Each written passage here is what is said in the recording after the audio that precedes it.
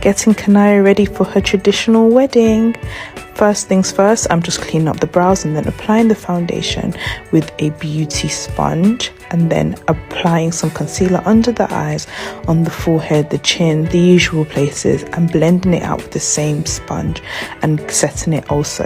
Here I'm just pressing in some face powder to set the whole face. Now I'm just adding some warmth and some bronzer onto the face. Moving on to the eyes, I'm mapping out her eye shape with the first colour.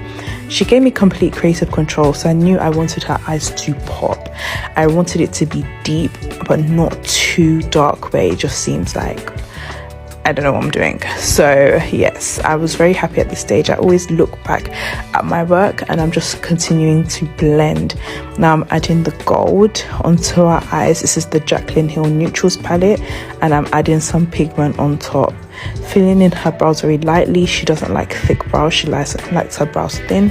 And applying some lashes to see how they look like. These lashes really complemented her eyes.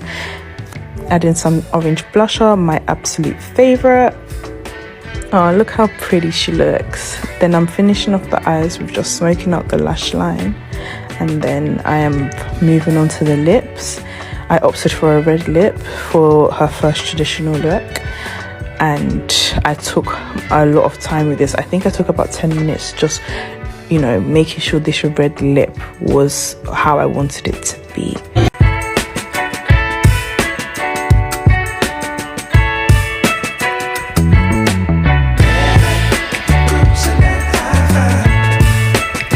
Honestly, the best part for me is the reveal, and when my brides see themselves, it's so satisfying. This is the final look. I absolutely loved it. She looks like a real Igbo bride.